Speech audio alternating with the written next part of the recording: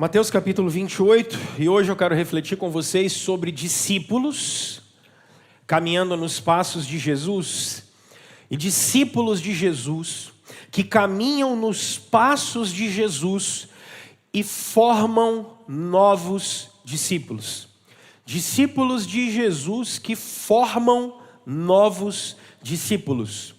Nós conversamos sobre muitas coisas aqui nesses últimos dias, sobre nascer de novo, sobre a necessidade de estar numa igreja local, sobre a necessidade de termos orientação espiritual. Nós conversamos sobre vários assuntos da espiritualidade dos discípulos de Jesus.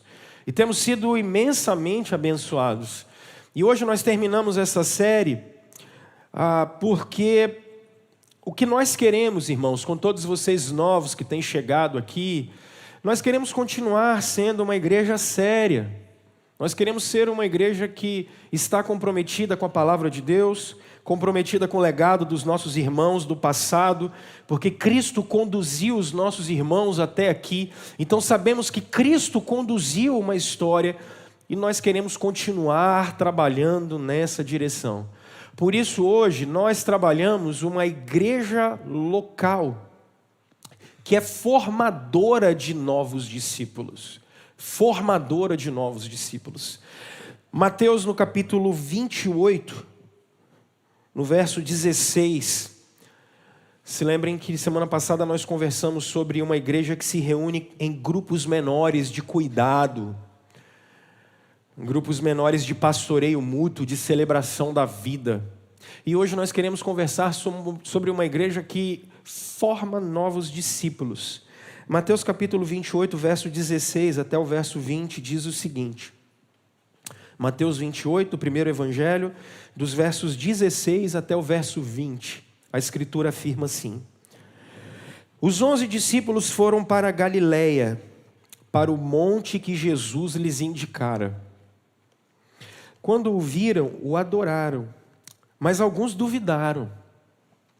Então Jesus aproximou-se deles e disse: Foi-me dada toda a autoridade nos céus e na terra.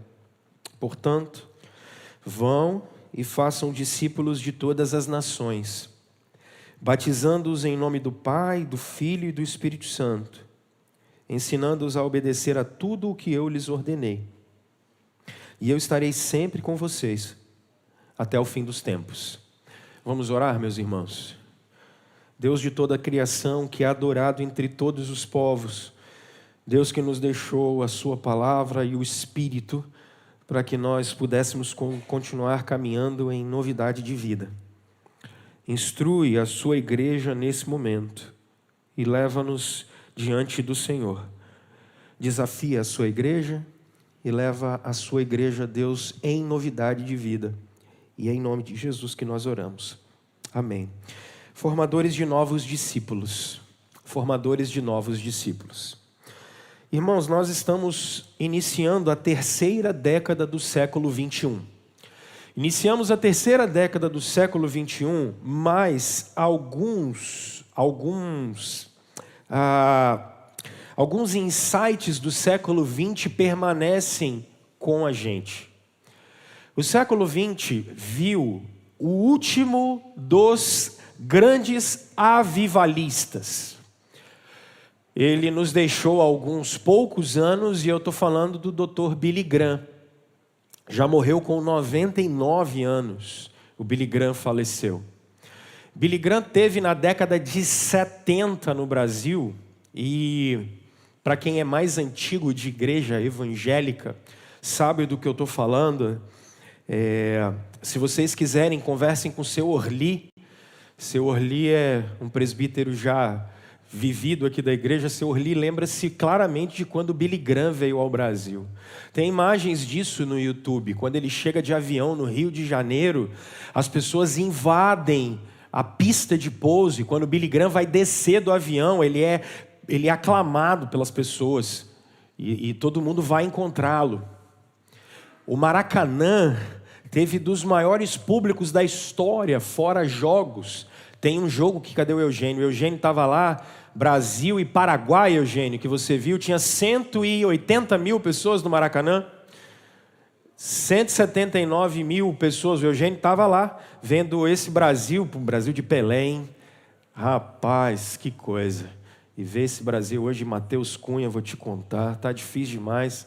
Mas tá bom, paciência, isso passa. Mas Maracanã talvez tenha tido um dos maiores públicos da história, porque milhares de crentes fizeram isso. E o Billy Graham, por exemplo, fez isso mundo afora. Quem assistiu uma série muito famosa do Netflix, chamada The Crown, que ela trabalha a história da rainha da Inglaterra e da monarquia inglesa, tem um dos episódios que é separado só para falar do Billy Graham, porque quando ele chega na Inglaterra naquele período, tem um momento de avivamento absurdo, e os ingleses ouvem Billy Graham pregar em grandes cruzadas, meses ele pregando na Inglaterra, e uma das coisas que mais assusta a família real é que os ingleses estão chorando, porque ele pregava o evangelho na terra de John Wesley, de George Whitefield, e quando ele pregava o evangelho, as pessoas se arrependiam dos seus pecados. É uma coisa grandiosa. Ainda vamos lembrar que naquele contexto ainda tem Dr. Martin Lloyd Jones, que está pregando em Westminster, o último dos puritanos. Mas, meus irmãos, esse foi um movimento que alguns de vocês ainda pegaram na década de 90. Aqui, quem era cristão, evangélico, aqui no início da década de 90, se lembra das grandes cruzadas evangelísticas que aconteceram aqui no Espírito Santo. Uma muito famosa no início da década de 90, chamada Jesus Cristo. Quem que vocês lembram? Jesus Cristo? Quem estava lá? O que tem a ver? Isso. Ginásios lotados, estádios de futebol abarrotados de gente, só para ouvir a palavra de Deus. Irmãos, agora a gente precisa entender quando o movimento chega ao final. E se a gente fizer hoje uma grande cruzada evangelística com Billy Graham, quem é que vai lá? Ninguém. Não vai dar ninguém. Não adianta você pegar e falar assim, olha, hoje a gente fechou o estádio do Vitória e a gente quer que nesse estádio vai vir o maior pregador do mundo. Sabe quem vai lá? Nem os crentes. Eles não vão lá. Você não sai de casa, porque você tem YouTube, então você pega qualquer tipo de pessoa que você quiser assistir do mundo, você assiste. Você não vai. Talvez você vai porque seus amigos vão, mas para ouvir o evangelho você não vai. Não adianta. E o não crente, que ora ele ia, mas ele ia, por que ele ia? A gente fazia cultos nas praças e as pessoas iam. Porque era um momento histórico diferente. As pessoas não tinham, por exemplo, entretenimento, diversão nas suas casas. Então elas iam até esses lugares. Irmãos, isso não funciona mais. Não adianta. E já tem muito tempo que isso não funciona. Mas teve o seu papel na história. Hoje, não adianta mais fazer isso, não adianta mais gastar dinheiro com esse negócio. Agora, isso foi extremamente positivo, mas teve um lado negativo nesse negócio. E qual foi o lado negativo disso? Número 1, a gente começou a condicionar Deus e a sua ação a lugares. Então, se a gente tem um lugar com um grande homem de Deus e naquele lugar Deus se manifesta. Esse foi um primeiro problema. E até hoje, alguns irmãos ainda padecem disso. Olha, vamos lá porque tem fulano, vamos lá porque tem ciclano. E esse legado é negativo. Segundo legado muito negativo, nós transferimos a missão. A missão que foi dada para a igreja, ela foi transferida do clero, ou melhor, da igreja para o clero. Então é como se somente aquelas pessoas, elas fazem a missão. Então a missão não só é de um lugar, mas ela é de uma pessoa, e não sou eu. Ela é terceirizada para alguém. E a terceira coisa que eu acho que é pior. A gente migrou de uma cultura de pequenos grupos, de relacionamento, de cuidar de pessoas que oram para pessoas, para evento. Nós mudamos para eventos. Então essas três coisas, condicionamos a Deus a um lugar, condicionamos Deus a um tipo de pessoa e condicionamos a missão de Jesus a eventos. Então, por muito tempo, eu cresci numa igreja em que a gente tinha que ter evento. Você tem que ter evento toda semana. Então a gente tem que ter evento para vir fulano de tal, ciclano e tal e tal. Tem que ter uma banda boa, tem que ter um pregador, não sei o que. Você tem que ter isso, aquilo, aquilo outro. E aí a gente vai enchendo a vida das pessoas. Eu tenho ouvido muitos crentes que estão cansados porque eles têm programação em igrejas locais de segunda a segunda. Dia desse eu fui levar minhas filhas para treinar, uma segunda-feira à noite, tinha uma igreja aberta, chegando pessoas, e aí uma delas falou bem assim: pai, igreja segunda-feira à noite? Aí eu falei: pois é, gente, isso não está legal. Por que não está legal? Porque a gente tira os discípulos de Jesus de dentro das casas deles, onde eles deveriam estar jantando com as suas famílias, orando com seus filhos, fazendo o dever de casa, recebendo um amigo dentro de casa, fazendo uma visita para alguém dentro de casa, porque ele já foi abastecido no domingo. Ele já foi abastecido na sua igreja, na comunhão, nos sacramentos, pela palavra de Deus. A gente tira essas pessoas de dentro das casas delas, a gente tira elas do seu trabalho, do seu convívio, e o que a gente faz? A gente traz elas para dentro de um templo, em que elas não vão ter contato com mais ninguém do lado de fora. Por quê? Porque condicionamos a missão de Jesus a um lugar, a uma pessoa e a eventos. Então, o que a gente faz? A gente faz culto. E o que a gente faz? A gente coloca e enche a agenda da igreja, de segunda a segunda, de segunda a segunda. E não entende, por exemplo, que vocês hoje, se saírem de Vitória para vir para cá às 6 horas da tarde, vocês vão demorar 1 hora para atravessar a segunda ponte. E quando você chega aqui, você está moído. E quando dá quinta-feira, você está acabado. Você sabe que se você tiver que pegar Lindenberg com chuva, você está morto. Se você depende de ônibus ou de Uber, você tem um problema seríssimo. Porque o ônibus ou está lotado, ou o Uber depende do lugar que você vai, ele cancela o tempo todo. Eu estou mentindo? Então, se a igreja não entendeu isso, ela está com problema, porque ela não consegue cumprir sua missão. Porque a missão da igreja sempre foi fazer discípulos. A missão da igreja sempre foi fazer discípulos. E aqui, eu não tenho problema se a gente vai fazer uma conferência e traz fulano, ciclano, beltrano. Não tem problema. Não é disso que eu estou falando. Eu não tenho problema de trazer uma banda tal, o fulano de tal. Não tenho problema com isso.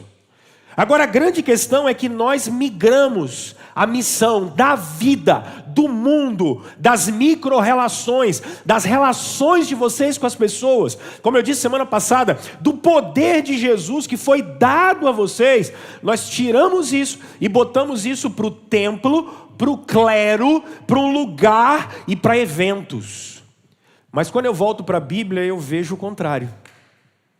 Quando eu olho para a Bíblia, eu percebo um movimento completamente contrário e olha o texto que vocês leram. Primeiro é o Evangelho de Mateus e ele está sendo escrito para judeus. E isso muda tudo, porque os judeus tiveram por mais de 1000 anos a figura do tabernáculo e do templo. Então, para os judeus, se eu falar isso aqui para um judeu do primeiro século, ele me apedrejava. Porque para um judeu do primeiro século, o templo, o sacerdote, ele é uma referência. Só que aqui, o texto está dizendo que Jesus cumpriu as promessas, mas agora Jesus ressuscitou e vai embora. E olha como o verso 16 começa. Judas já se matou e eles estão em 11 agora. Mas se a gente pegar os relatos paralelos, especialmente de 1 Coríntios capítulo 15, a gente vai observar que quando Jesus subiu aos céus, a gente não tem só os 11, mas aproximadamente 500 pessoas estão vendo ele. Então a gente tem que usar os textos paralelos para poder nos ajudar. Então imagina que estão os discípulos, e aonde eles estão? Eles estão no lugar que Jesus disse para que eles estivessem. São 40 dias depois da ressurreição de Jesus. Por isso os 11 discípulos foram para Galiléia, para o monte em que Jesus eles indicara. Quando viram, a primeira coisa que eles fizeram foi adorar. Mas alguns deles duvidaram ainda. E é engraçado, né? Como é que é a nossa espiritualidade. Em muitas vezes a gente vê as coisas, Deus faz as coisas, a gente observa Deus fazendo as coisas na nossa vida, na vida de quem está ao nosso lado, mas a gente ainda insiste em duvidar. Como é incrível a nossa falta de fé. Mas isso é um relato de todos os discípulos. Eles também duvidaram em algum tempo. Quando a gente chega no verso 18, Jesus diz algo que é a marca da igreja de Jesus. Foi-me dada toda a autoridade nos céus e na terra. É isso que ele está corroborando com Mateus capítulo 16, quando ele disse para Pedro: sobre esta pedra eu edificarei a minha igreja, e a pedra é Cristo. Por isso Jesus está dizendo: foi-me dada toda a autoridade no céu e na terra. O reino de Deus está instalado. O domínio sobre a terra está instalado e ele é de Jesus. Aí ele vai dizer algo muito engraçado. Verso 19. Portanto, uma vez que eu tenho toda a autoridade, uma vez que eu governo sobre todas as coisas, uma vez que eu sou o Senhor de tudo, vocês podem ir. E a expressão está no presente do indicativo aqui, que no grego significa o nosso gerúndio. Gerúndio é aquele indo, andando, amando, sendo. O que Jesus está dizendo? Uma vez que vocês foram. E o que é isso? Aonde esses caras estão? No monte. O que eles iam fazer ali no monte? Nada. Por isso que eles têm que ir, ué. Eles vão ficar parados ali fazendo o quê? Às vezes a gente olha, não, a gente tem que cumprir o ID, claro, porque eles não podiam ficar em cima do morro. Vão ficar em cima do morro fazendo o quê? Jesus já subiu. Então Jesus diz assim: uma vez que vocês foram. Aí, gente, aí que vem a ordem. Vocês não têm que ficar parados aqui. Então, uma vez que vocês foram, a ordem está aqui. Não é façam cruzadas evangelísticas, embora elas tenham sido importantes, e talvez no futuro possam ser importantes. Não é façam culto de libertação. Não é façam campanhas de 7 semanas da vitória. Não é pague o sacrifício do sal grosso e passe por baixo do manto sagrado. Não é, uma vez que vocês foram, suba a escada de Jacó, receba a espada de Josué e você vai receber vitória. É porque é isso que eu fico observando aí. Não é nada disso. Presta atenção. Uma vez que vocês foram, isso aqui é mais interessante ainda no nosso tempo, no nosso período. Vocês não observam em momento nenhum, nem Paulo, nem Pedro, nenhum desses caras brigando contra César. Vocês não observam isso em momento nenhum. Vocês não observam no Novo Testamento em momento nenhum a igreja entrando em conflito com o Império Romano em nome da justiça social. Porque o que nós estamos observando no século 21 é uma nova religião. E percebam, os atos de misericórdia sempre estiveram dentro da igreja. Mas não era uma igreja que estava militando como se ela fosse um partido político. Ou como se ela fosse uma ONG. Em momento nenhum vocês observam isso. Em momento nenhum. O que vocês observam é o anúncio do reino de Deus em obras, mas em palavras, o tempo todo. Não tem um manifesto da igreja evangélica no primeiro século. Você não observa isso. Porque isso não está nem passando na cabeça dos apóstolos. Porque os apóstolos sabem que Jesus é superior a isso tudo. E eles sabem que aonde a palavra for realmente pregada, os corações vão mudar. Isso é interessante. E aí ele diz, quando vocês pregarem, vocês vão fazer discípulos. Ponto. Isso aqui é incrível. E os discípulos recebem o sinal da aliança, batizando-os. O texto diz em nome do Pai, do Filho e do Espírito Santo. E aqui tem um método muito bem estabelecido. O método não é o G12, o método não é o MDA, não é esse o método. O método é ensinando-os a guardar. Isso é engraçado. Ensinando-os a obedecer tudo o que eu lhes ordenei. E uma promessa, eu estarei com vocês todos os dias. É por isso, irmãos, que eu acho que a gente precisa voltar, restabelecendo as nossas programações, restabelecendo o norte da nossa comunidade. A gente precisa voltar ao que é um cristão verdadeiramente, vou usar essa expressão, o que é um cristão raiz? Aquele que faz discípulos. Esse é o mandamento, fazer discípulos. A ordem de nosso Senhor, enquanto Ele não vem, é fazer discípulo. O resto é perfume nosso. E aí o que eu quero que vocês percebam são algumas afirmações que são colocadas em relação a uma igreja que forma discípulos. E a primeira está no verso 16, e vocês vão observar isso de uma maneira muito clara. Eu acho que, irmãos, formar discípulo aqui está relacionado especificamente uma existência de um fundamento. Quando a gente fala de formar discípulos, nós estamos dizendo que existe um fundamento. E aqui eu estou falando de doutrina. Percebam que os 11 discípulos foram para a Galileia, para o monte que Jesus lhes indicara. Essa ordem foi dada por Madalena. Quando ela diz, olha, fala para que eles vão me encontrar. Mas Rômulo, por que é enfatizado os 11? Deixa eu pegar 2 textos de apoio aqui. Dê uma olhada em 1 Coríntios no capítulo 3, para você poder entender. Porque a partir de agora, eles não contam mais com Jesus. Jesus não está mais presente ali. E qual é o fundamento que a igreja e que o discipulado e que os discípulos de Jesus vão sendo formados? 1 Coríntios capítulo 3. Olha que coisa curiosa. 1 Coríntios capítulo 3, a partir do verso 10. Conforme a graça de Deus que me foi concedida, eu, como sábio construtor, o que ele fez? Lancei o alicerce, e outro está construindo sobre ele. Contudo, veja cada um como constrói. Verso 12, meus irmãos, se alguém constrói sobre esse alicerce, ele vai dizer, usando ouro, prata, pedras preciosas, madeira, feno ou palha, sua obra está mostrada, porque o dia a trará à luz, pois será revelada pelo fogo, que provará a qualidade da obra de cada um. Agora, meus irmãos, que fundamento é esse que Paulo está dizendo que ele está lançando? O fundamento de Efésios capítulo 2. Olha Efésios capítulo 2, o verso 20. Efésios 2, 20. Gálatas, depois os Efésios, antes dos Filipenses. Gálatas 2, verso 19 e 20. Portanto, vocês já não são estrangeiros nem forasteiros, mas concidadãos dos santos e membros da família de Deus. Olha o verso 20. Edificados sobre o quê?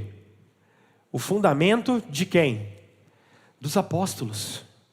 E aí ele continua dizendo, e dos profetas, tendo Jesus Cristo como pedra angular, no qual todo o edifício é ajustado e cresce para tornar-se um santuário santo do Senhor. Agora olha para cá. O que Jesus está dizendo quando ele está chamando os 11? Depois, logo em Atos capítulo 1, vocês vão ver o Matias. E a ideia, quando o Matias é chamado de apóstolo, uma coisa que o colégio apostólico faz é dizer o seguinte, tem que ter andado com Jesus, tem que ter visto as obras de Jesus. E logo depois, quem vai ser degolado é o Tiago. E quando o Tiago é degolado, quem é que vai entrar no colégio apostólico? O apóstolo Paulo. E ele vai dizer aos filipenses que ele é como um nascido fora de tempo. Percebe o número de 12 sempre presente? Agora olha isso. Por que 12? Porque nós temos 12 tribos no Antigo Testamento. E no Novo Testamento, quantos apóstolos nós temos? 12. Porque no Antigo Testamento nós tínhamos uma igreja que era o Israel físico, o Israel de Deus, a nação. Mas e agora no Novo Testamento? Os 12 apóstolos são aqueles que vão fundamentando a doutrina da igreja para que essa se espalhe mundo afora. Discípulo de Jesus é formado dentro do fundamento dos apóstolos. Você não pode se esquecer disso. E aqui eu estou falando de doutrina. 2 de Timóteo, no capítulo 3, a partir do verso 14. O apóstolo Paulo, 2 de Pedro, o Pedro vai dizer o seguinte, que o amado irmão Paulo escreve coisas difíceis de entender e as pessoas deturpam isso que Paulo escreveu, como deturpam, isso eu acho incrível, as demais escrituras. Porque para a igreja apostólica, o que os apóstolos escrevem, Pedro vai dizer isso em 1 de Pedro, no verso 21, ele vai dizer que isso, as escrituras não foram dadas por mãos humanas, mas elas foram sopradas pelos profetas. E a igreja do primeiro século entende que o que foi soprado aos profetas também foi soprado aos apóstolos. Por isso o Novo Testamento nos foi dado. Discípulos são formados a partir da doutrina dos apóstolos. Nós não podemos nos esquecer disso. Irmãos, quando a Bíblia termina e a história nos pega pela mão, nós vemos os discípulos de Jesus, homens de Deus, e aí a gente pode começar com Irineu de Lyon, Tertuliano, Cipriano de Cartago, a gente pode ir até o Agostinho, a gente pode ir nos discípulos de Jesus dos primeiros séculos, os pais apostólicos. O que é que eles estão lendo? Eles estão lendo o que os apóstolos escreveram. Então não tenham medo da Bíblia como ela está nas suas mãos. Orígenes nos deixa as suas obras, e Orígenes cita a Bíblia inteira como está nas suas mãos, menos 14 versículos. Isso ainda na década de 50, do terceiro século. A gente deturpa a Escritura hoje, e sempre em toda a história o trabalho foi tentar mudar a palavra de Deus como ela é, mas ela é o fundamento que nos foi dado pelos apóstolos. E qual é o trabalho que eles têm? Gálatas, por exemplo, o apóstolo Paulo está pegando o Antigo Testamento e traduzindo ele à luz da cruz. Efésios, por exemplo, Paulo está pegando o Pentateuco e a eleição de Israel e tentando mostrar como a igreja é o povo eleito de Deus e o que ela vai fazer. Efésios 1, 2 e 3, o Paulo está gastando tempo com isso. O Pedro está gastando tempo pegando Deuteronômio em 1 de Pedro e tentando deixar bem claro para você entender que a partir da cruz de Jesus, a realidade de Jesus Cristo é para todo mundo e pela fé. Por isso aqui a gente precisa ser formadores de discípulos que conhecem a Escritura, mas conhecem algo que é interessante, que é doutrina, a tradição da igreja. Não no conceito católico romano, porque os católicos vão dizer que a tradição da igreja é palavra de Deus, junto com a Bíblia e junto com o Papa. E a gente não pode ir favorável a isso. Mas eles têm uma coisa interessante quando eles afirmam que a tradição da igreja precisa ser respeitada. Eu estava vendo um rapaz, youtuber hoje é engraçado, Instagram, todo mundo virou doutor da lei hoje em dia no nosso tempo. Eita, todo mundo sabe tudo, é engraçadíssimo. Teve um pastor que perguntaram para ele bem assim, o que é que você acha do calvinismo? Aí o cara chegou e falou bem assim, interessante, lá para o século XVI foi muito bom, para hoje não serve mais não, nós estamos procurando outra coisa. Esse cansado não entendeu nada do que é calvinismo, ele não entendeu nada do que é doutrina, absolutamente nada, não, isso aí ficou ultrapassado. É porque na verdade, nunca foram fundamentados, nunca entenderam. Irmãos, a gente tem um direcionamento e várias aplicações. O princípio não muda. O que muda é a aplicação para o nosso tempo. Você pode ter dezenas de aplicações diferentes. Então, o que eu estou dizendo para vocês? Discípulos de Jesus conhecem o fundamento. Conhecem o fundamento. Conhecem a palavra de Deus e conhecem a doutrina e sabem aplicá-la. É isso que eu estou dizendo. Então qual é o nosso grande desafio aqui? Para eu deixar bem prático para vocês. O desafio aqui são vocês, em primeiro lugar, conhecerem a Bíblia. Em segundo lugar, conhecerem doutrina. Terceiro lugar, aprenderem a aplicar a doutrina para o nosso tempo. Ponto. Porque aí vai ficar mais fácil, não vai ter invenção de moda. Agora deixa eu aplicar. Pega nossas mensagens do YouTube de fevereiro do ano passado. Não tinha pandemia ainda. Sabe o que eu estava pregando aqui? Jó. Sabe qual era o tema? Sofrimento. Sabe o que eu falei na segunda mensagem? Eu falei uma coisa curiosa para vocês. Ninguém sabia de pandemia, hein? Eu falei uma coisa para vocês. Qual é o momento de você aprender doutrina? Quando você está bem. Porque na hora que você vai estar mal, o que é que vai te segurar? Seu conhecimento de Deus. Sabe quando é que eu aprendi isso? No seminário. Com quem? Pastor Jeremias Pereira. Jeremias teve uma primeira esposa e ela faleceu de câncer, lutou muito. E ele, quando era seminarista, naquele período lá, companheiro de Hernandes, em Campinas, ele ia muito para a Igreja Batista do Morumbi. Tinha um pastor que era um homem de Deus, época do Vencedores por Cristo. Quem é mais velho aí sabe disso. E esse pastor lá da Igreja Batista do Morumbi falou com Jeremias assim: meu filho, estuda doutrina, estuda a Bíblia e aprenda a doutrina. Porque sabe o que vai te segurar nos dias maus? O seu conhecimento doutrinário. Sabe o que vai te segurar nos momentos difíceis da vida? O tanto que você conhece de Deus a partir da palavra dele, quanto você vai aplicar. É isso que vai fazer com que você não desvie. Deixa eu deixar mais claro ainda. Qual é o momento de você juntar dinheiro? Quando você tem. Porque quando você não tem, o que você tenta fazer? Você tenta cortar gasto. Não dá para juntar dinheiro quando você não tem. Então o que você faz? Você junta quando você tem muito. Na vida também é assim. Quando é que a gente aprende as coisas de Deus? Quando você está bem.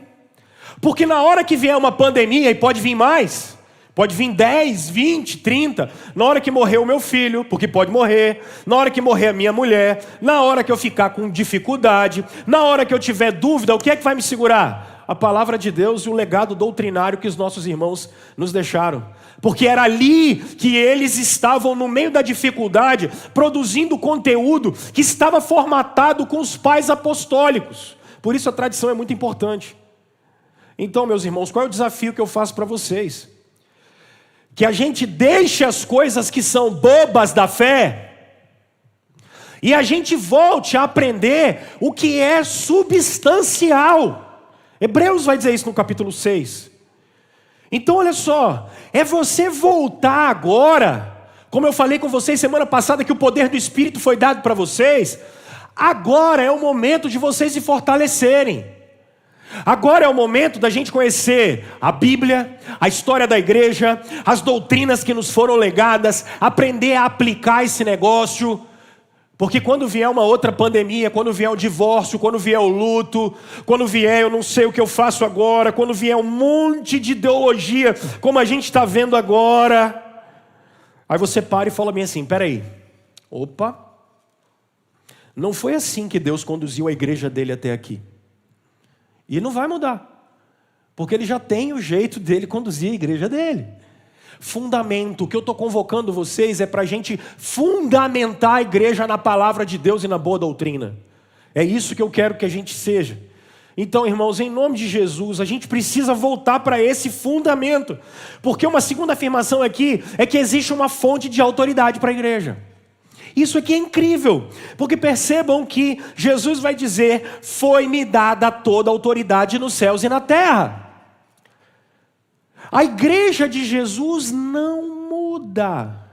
A igreja de Jesus não muda. Doutrina não muda, gente. E a operação de Deus também é a mesma.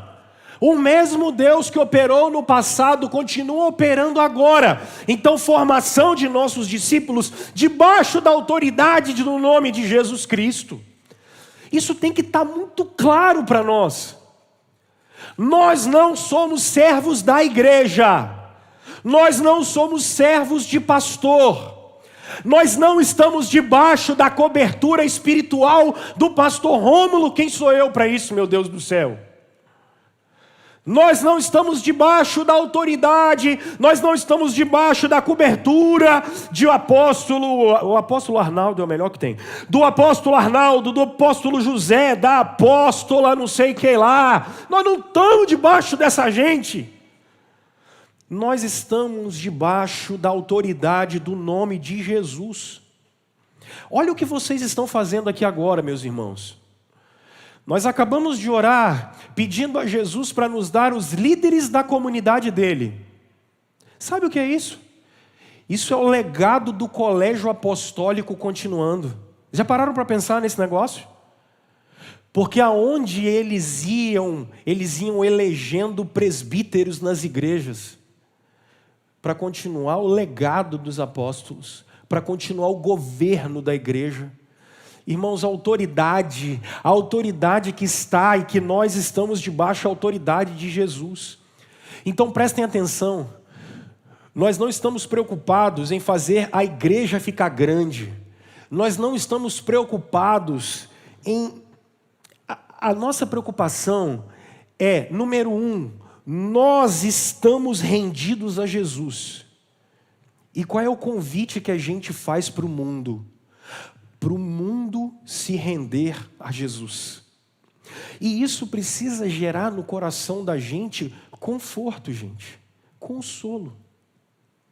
Algumas pessoas, eu estava conversando com um pessoal um dia desse, e aí a gente estava falando sobre filhos, e eles estavam dizendo que não vamos ter filho não, porque o mundo está muito difícil. O mundo está muito difícil, então nós não vamos botar filho no mundo não. Irmão, o crente que fala um negócio desse, esse tem defeito de fabricação mesmo. Não, o crente que tem um argumento desse, porque são dois argumentos, especialmente que o mundo usa e que a igreja às vezes engole esse trem. Não, primeiro, nós não vamos ter filhos porque o mundo está muito difícil, e segundo, nós não vamos ter filhos porque está muito caro, né? Aí eu fico pensando assim, rapaz, já não chega o petróleo que está caro e a gasolina também que virou commodity, filho virou commodity também, né?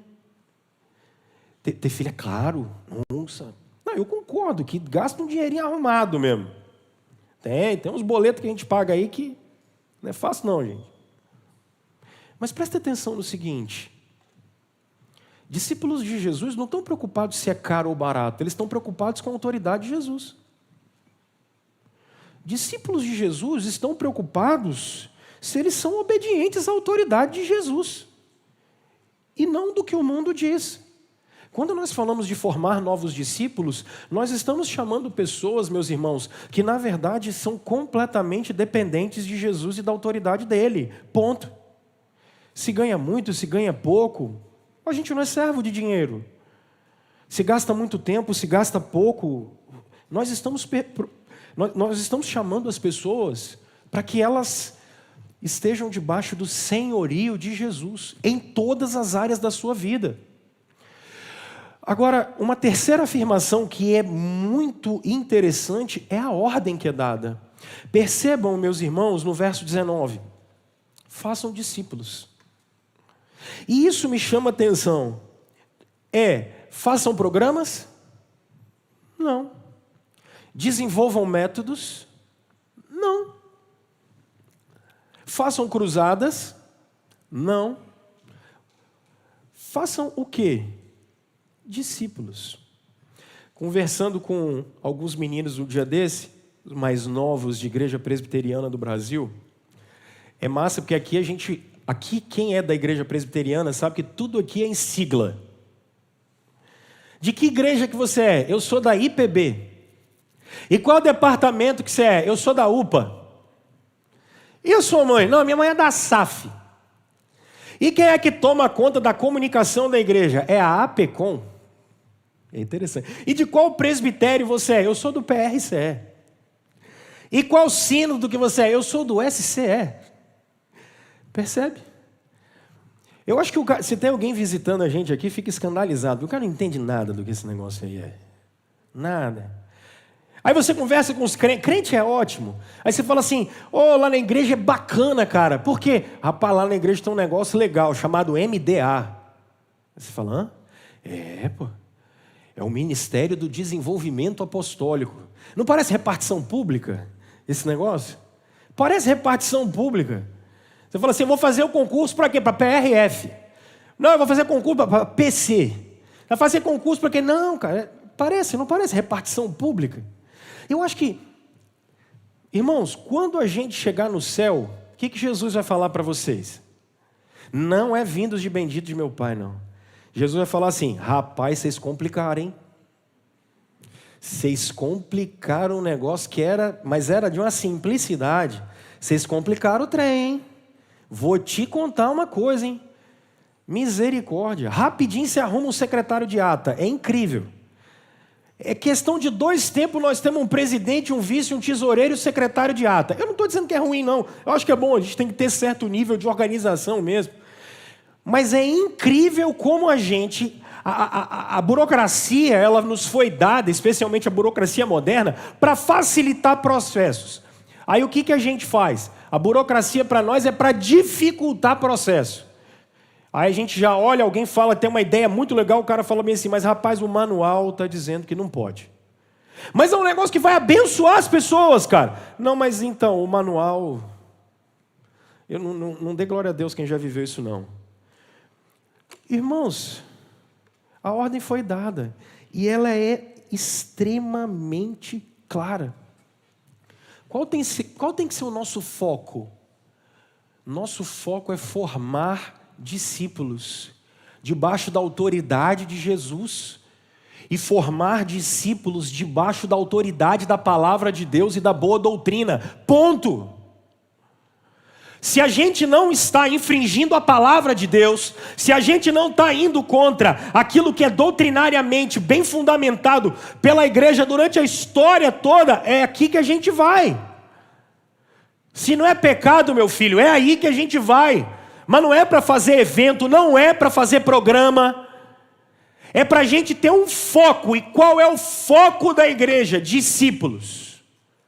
Então a nossa pergunta, o nosso balizador, ele precisa ser um outro paradigma. O nosso balizador tem que ser assim: quantas pessoas estão se rendendo ao senhorio de Jesus e estão aprendendo a palavra de Deus? Ponto. Quer ver uma igreja de sucesso? Não é se ela está lotada domingo. Isso é bom também, não tenha medo disso. Se estiver cheio aqui, louvado seja Deus. Agora olha só, primeiro, o número de pessoas que se rende a Jesus, ele é grande, ele é pequeno? Segunda coisa, essas pessoas que se rendem a Jesus, elas dormem à noite? Elas estão morrendo de depressão?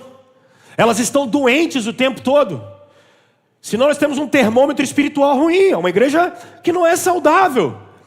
Essas pessoas conseguem difundir a fé em Jesus, articular a fé em Jesus? Aí nós estamos dizendo de uma igreja que formou discípulo, de gente que se envolve e conhece a Jesus e conhece a palavra de Deus. Percebe?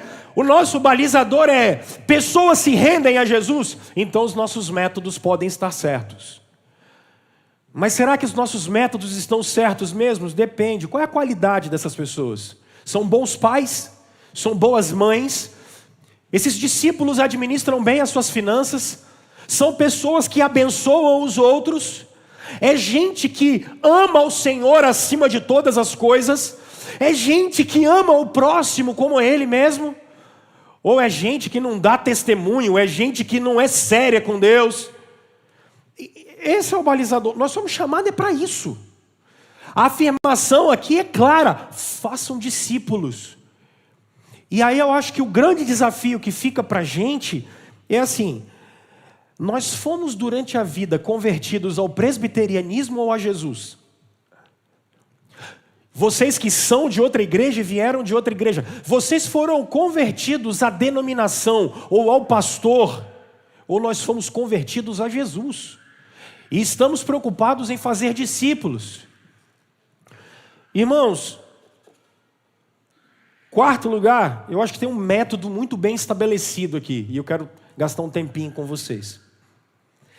Percebe que o texto bíblico diz no verso 20, ensinando-os a obedecer a tudo. Ensinando-os. O que é que normalmente a gente faz? Alguém chega na igreja, aí essa pessoa tem um momento de encanto, sejam vocês que se converteram aqui, que nós batizamos, sejam vocês que vêm de outra denominação. Eu fui visitar uma família essa semana que foi muito legal, uma pessoa deu um testemunho, Kleber e a Val estavam também, a gente ouviu um testemunho muito bonito, assim hoje a gente se sente livre, e a gente se sente livre para obedecer a Deus. Olha que coisa maravilhosa. Porque hoje a gente obedece mais a Deus sem medo. Antes a gente tinha medo de Deus. Hoje nós entendemos que a gente obedece o Senhor porque a gente ama o Senhor. Olha que coisa legal, gente. Olha que coisa incrível. Agora, às vezes as pessoas chegam nas comunidades cristãs e acontece um problema muito sério. Número 1, elas são pessimamente recebidas. Pessimamente recebidas.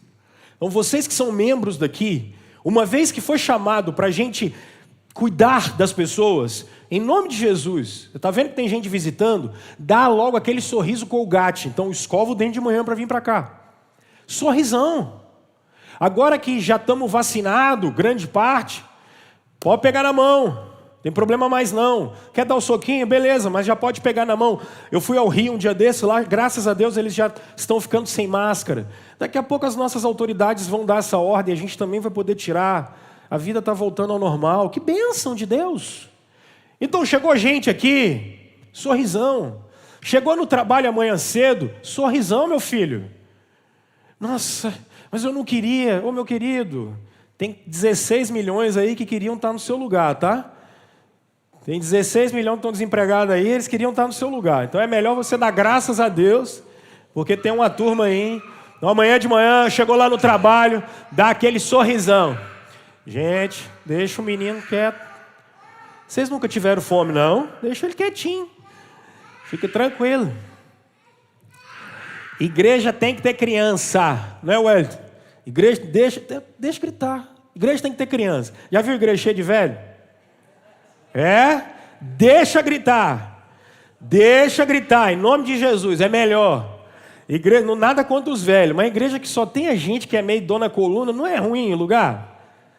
Às vezes eu ouço gente falando assim, pastor, não vou na igreja porque o menino atrapalha, os incomodados que se mude, meu filho.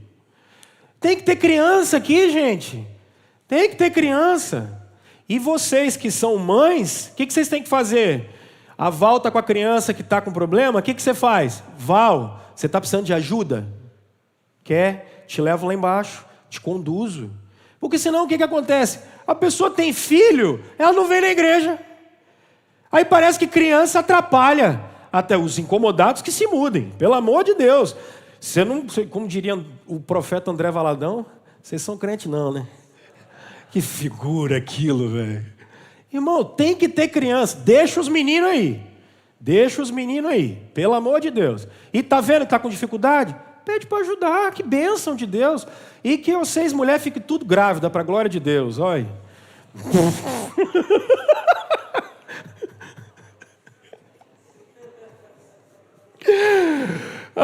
Isso aqui tem que ser lugar de humanizar, cara. Isso aqui é lugar que a gente atende as pessoas. Isso aqui é lugar que a gente atende, que cuida de gente. Pelo amor de Deus. Criança não atrapalha, não. Criança é uma bênção. Mas é claro, papais e mamães ajudam aí, que tem umas ordenzinhas que são necessárias, né? Mas tá bom, volta para cá, volta para cá.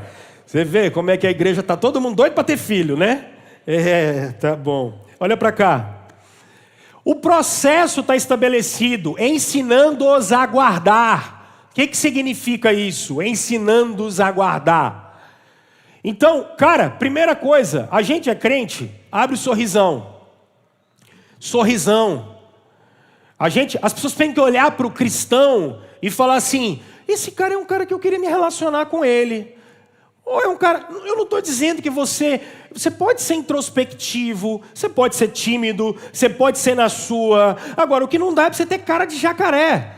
Que as pessoas olham para você e não querem ficar perto de você.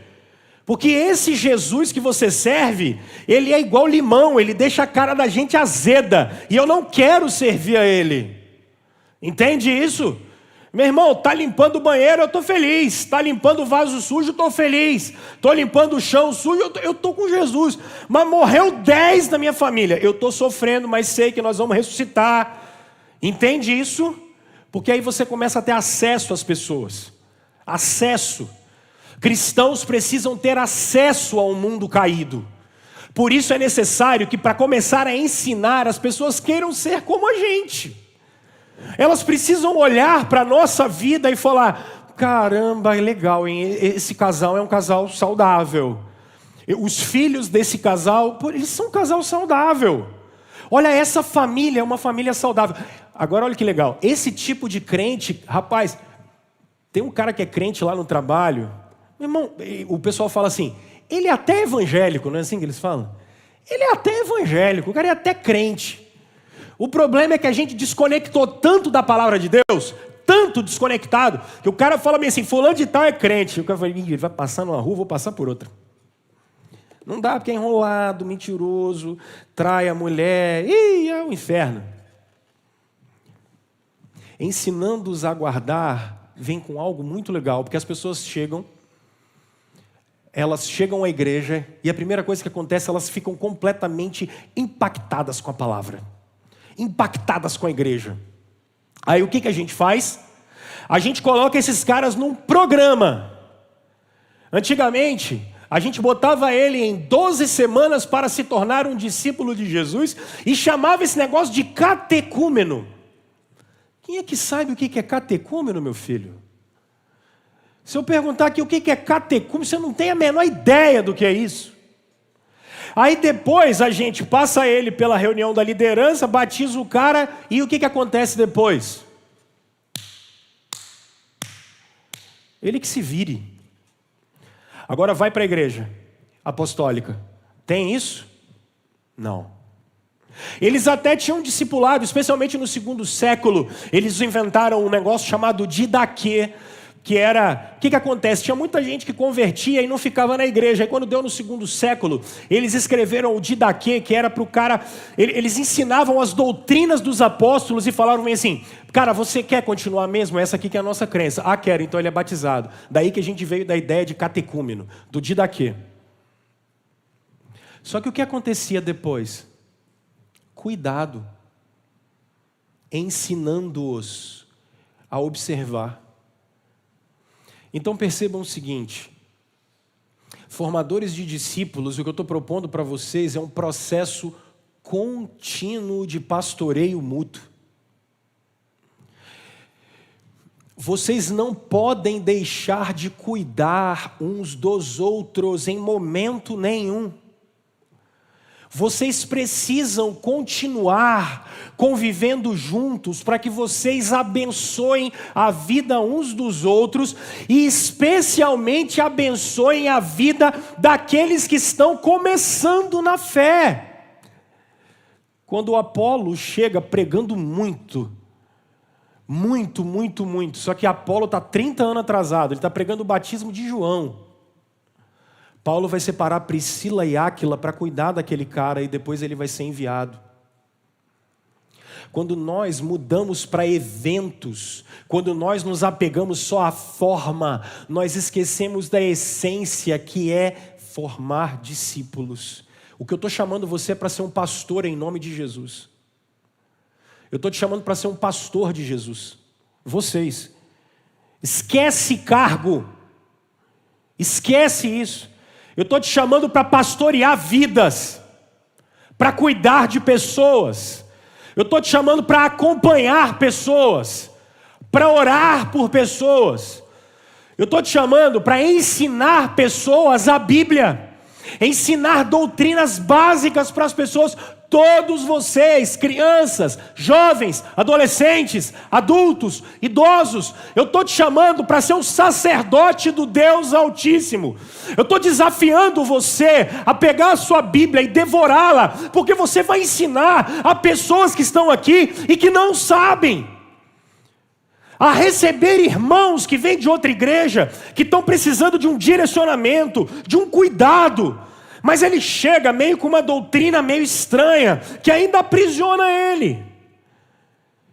E aí você vai falar bem assim, olha só, cara, aqui a gente caminha, por exemplo, só com a palavra de Deus. Eu sei que você pode ter tido todos os sonhos, todas as visões que você teve na sua vida, mas aqui é só a Escritura. Aqui é só Jesus. Sabe por quê? E aí você vai saber explicar esse negócio. Você não precisa ser teólogo, não. Mas eu estou te chamando para dar um passo a mais. Para quando as pessoas, por exemplo, tiverem medo. Uma pessoa chegou um dia desse para mim e falou bem assim, eu estou com alguém fraco na minha casa. Olha que legal. Eu estou com alguém fraco na minha casa. Eu posso pegar um copinho de Santa Ceia desse e levar para essa pessoa ser fortalecida? Olha que interessante. E a Santa Ceia fortalece mesmo. Mas o que está na cabeça dessa pessoa que não entrou na nossa comunidade ainda? É a visão neopentecostal de que se você usa um elemento, ele muda a sua vida. E aí eu parei e falei assim, calma aí. Não é bem assim não. A Santa Ceia fortalece na comunhão, na presença do Espírito Santo. Não é um objeto que é mágico e que muda a sua vida. Mas vocês sabem fazer isso. E eu estou convidando vocês a isso. Por isso, irmãos, venham para o culto, em nome de Jesus, com o coração aberto. Venham com o culto, com a caneta na mão e o lápis. Rabisca essa Bíblia, pelo amor de Deus. Escreve, me pergunta. Eu estou louco para responder suas perguntas. Eu quero que você conheça o livro de Obadias, do Sofonias. Eu quero que você saiba versículo de cabeça. Eu quero que você conheça teologia. Eu quero que você comece a me perguntar assim, mas o pastor, eu ouvi um cara, o nome dele é fulano. Eu quero que você saiba disso. Agora eu não quero que isso seja seu entretenimento. Eu quero que você saiba isso para você cuidar das pessoas. Nós precisamos de cuidar de pessoas, abençoar pessoas. Em nome de Jesus. Uma igreja forte de gente que se abençoa. É isso que a gente está precisando. E é isso que eu quero desafiar vocês. Saiam da inércia espiritual. Formem discípulos. Para você chegar no final da sua vida e você poder falar bem assim, olha só, eu cuidei de fulano, ciclano, beltrano, eu fui lá. Gente que não conhecia o evangelho, foi para minha casa e eu cuidei dessa pessoa. Eu orei com ela, eu consolei. Gente que estava no meio da igreja com dificuldade, eu cuidei, eu abençoei. Para você chegar diante de Jesus e ele te perguntar assim, o que é que você fez com o que eu te dei? Olha só, eu cuidei de gente. Você me deu 1 talento, eu fiz virar 2. Você me deu 5, eu fiz virar 10. Você me deu 10, eu fiz virar 20. Esse é o nosso desafio. Eu quero enviar vocês hoje, meus irmãos, para vocês serem pastores do Deus Altíssimo, sacerdócio real, nação santa. A reforma protestante está viva, porque o legado dos nossos irmãos era esse. Ah, mas nós vamos trazer fulano de tal aqui, vamos trazer fulano de tal, vai ter um evento que vai ser uma maravilha, que legal, tem lugar para isso. Mas qual é o nosso foco? Formar gente. Ah, nós vamos ter um acampamento de não sei o quê, que bacana, cara, que legal, mas para que isso? Para formar gente. Fortalecer o fraco, abençoar o oprimido, libertar essa gente do diabo, gente que está com a mente presa, com o coração preso, com mágoa, libertar essa gente. Eu não dou conta, é muita coisa. Vocês são vocacionados, vocês são chamados. Vamos, gente, vamos caminhar. Tem uma geração inteira precisando do evangelho de Jesus. O evangelho raiz, de arrependimento de pecado, de confissão de pecado, de confissão de quem é Jesus. Pronto. Ensinar o plano da salvação, conduzir nos caminhos das doutrinas, as pessoas serem batizadas. Eu não vou nem trabalhar o sinal e o selo da aliança aqui, não precisa. Que o texto manda batizar também, não tem necessidade disso. Mas vocês são capazes, vocês foram vocacionados, o poder do Espírito está em vocês. Então que a gente seja uma igreja apostólica, que a gente seja uma igreja reformada, com o sacerdócio dos crentes, cuidando de pessoas, formando discípulos. A gente não quer formar membro de igreja, a gente quer formar discípulo de Jesus. E nós vamos ver isso, gente. Nós vamos ver isso. Deus vai dar graça para a gente. Deus vai nos dar graça.